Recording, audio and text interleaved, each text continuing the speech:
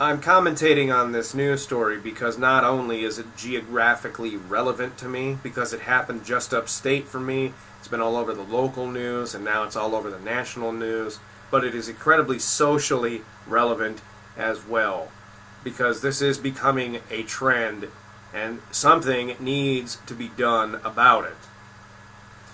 I just got done watching the video of the Walter Scott shooting, and I hope they give this guy the death penalty for what he did, because this was callous, emotionless murder.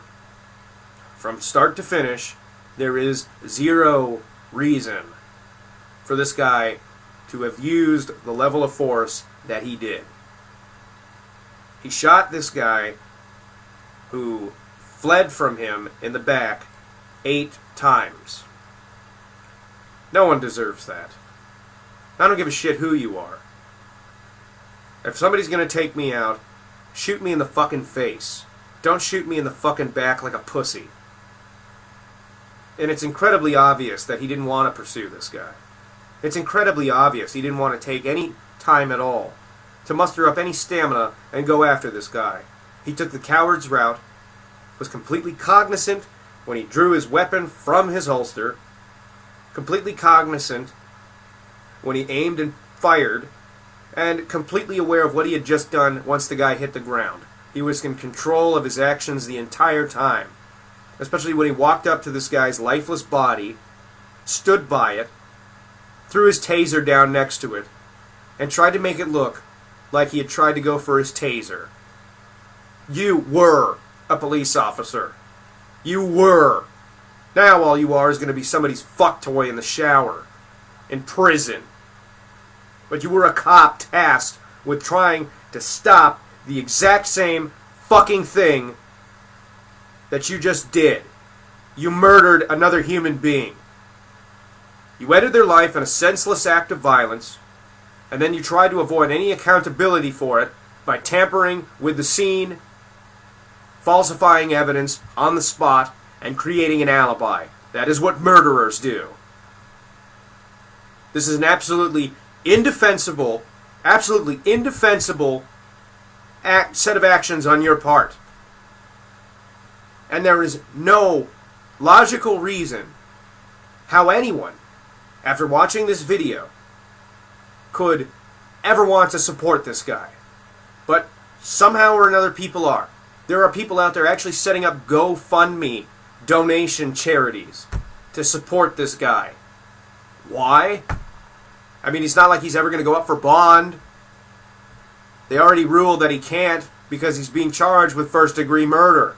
They ruled in a magistrate's court that he can't go in for a bond or a bail hearing. And thank God.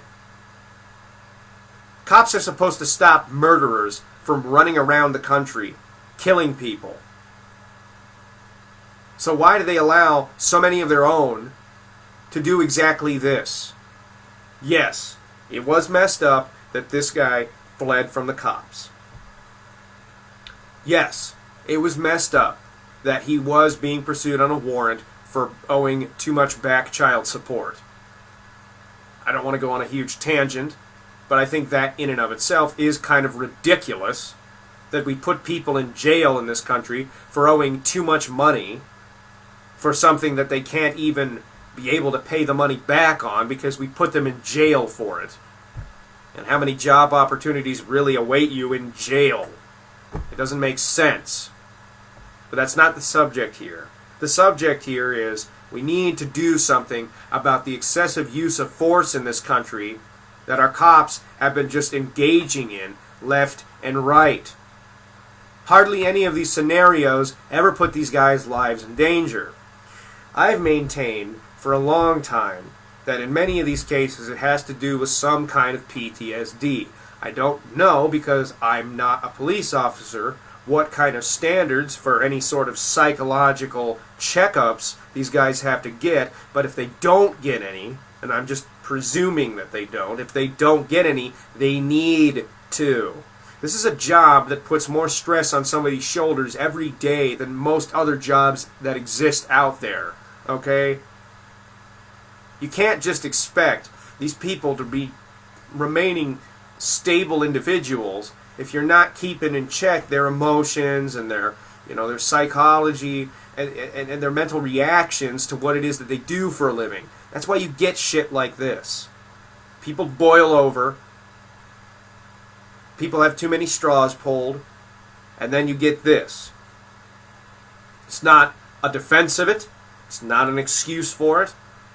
But it is an explanation as to why the numbers and the statistics of police against citizen violence, and in this case murder, are just going up.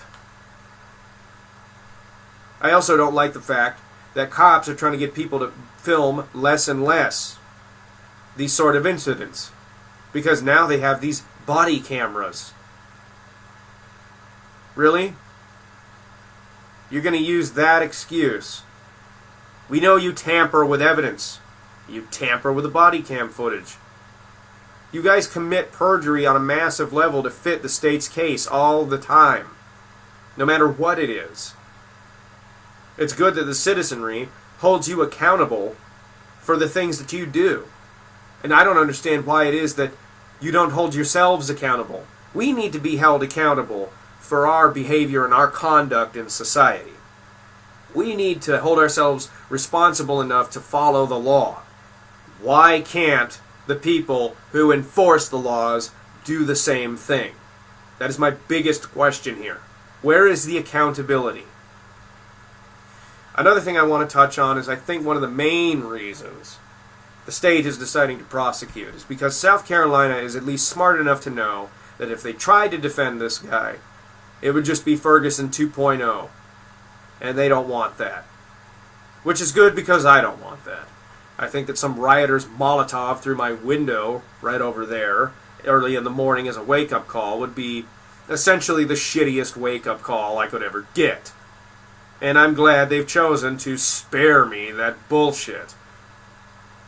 They don't want to go through that. They're deciding to prosecute just to make sure that doesn't happen. Had there been no video, and this has been touched on, if this was not filmed, he'd get off. He'd get acquitted, just like they always do. But because there is no room for any doubt, because this was all on film, because if they tried at this point to defend him, it would just become a complete clusterfuck. They're deciding to do the right thing and put him in jail. Now, I don't want to see life for this guy. I'm in favor of the death penalty. A lot of people in this country aren't. A lot of people in this country are. I'm one of the people who are. And why am I in favor of the death penalty? Because there are just some crimes that are only punishable by ending someone's life. This guy did not. This guy, Walter Scott, did not deserve to die the way he died. And it doesn't matter how many crocodile tears the completely emotionally callous sociopath who shot this dude musters up, how much he whines and cries about a family. He probably would have done the same thing too if he was this willing to shoot another person in the back as they ran away. It doesn't matter. Because the message of punitive judgment will only get through to this guy one way. He's only able. My belief is that if you take a person's life knowingly, you take a person's life willingly, then you deserve to have someone take your life. Because you knew the price paid. As I said, it was messed up he ran from the cops. Messed up that, yeah, he was getting pursued on a warrant for child support. As stupid as I think that is, it's still messed up. But he did not deserve to fucking die because of it.